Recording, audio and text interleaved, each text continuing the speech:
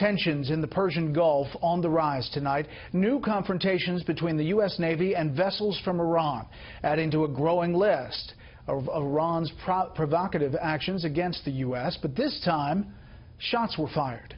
Correspondent Kevin Corke has the latest tonight from the White House. Good evening, Kevin. Hey, good evening to you, Brett. You're right. The latest in a long list of provocations by the Iranians. As you pointed out, the USS Squall firing 3 warning shots at an Iranian vessel that engaged the U.S. patrol. And by last reports, that patrol was about 200 yards away from the Iranians when they were forced to fire those warning shots. Now, as you pointed out, this is not the first time we've heard about this. Not even this week, if you can believe it. There was another engagement that happened on Wednesday when 4 Iranian boats came within 300 yards of the USS Nitz. U.S. officials say the Iranians were acting in an unprofessional and unsafe manner in that instance as well, Brett.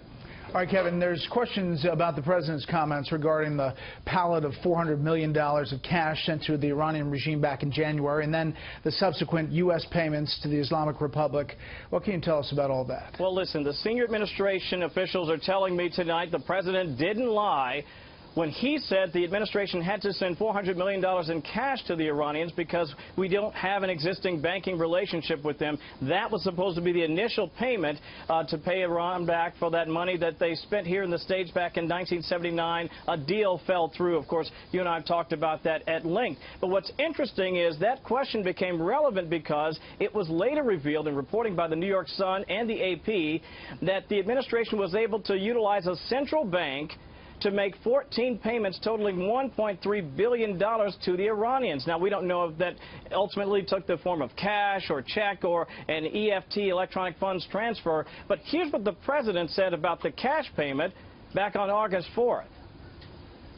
The reason that we had to give them cash is precisely because we are so strict in maintaining sanctions, and we do not have a banking relationship with Iran, that we couldn't send them a check, and we could not wire the money.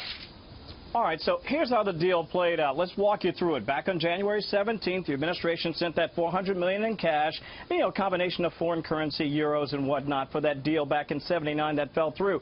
2 days later, the U.S. paid another $1.3 billion in interest using a still yet unnamed central bank to facilitate that transaction. That $1.3 billion coming from the Treasury's so-called judgment fund, broken up into 13 payments, each just shy of $100 million. Still no details, by the way, about that 14th payment worth $10.4 million. We also don't know how those funds were distributed. Was it cash? Was it a check? We don't know because the White House tonight refuses to say.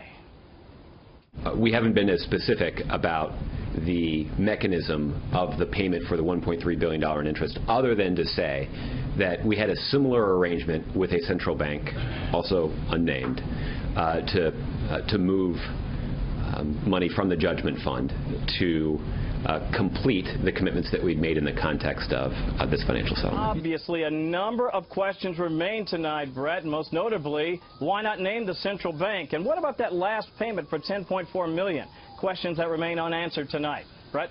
Questions will stay on. Kevin, thank you.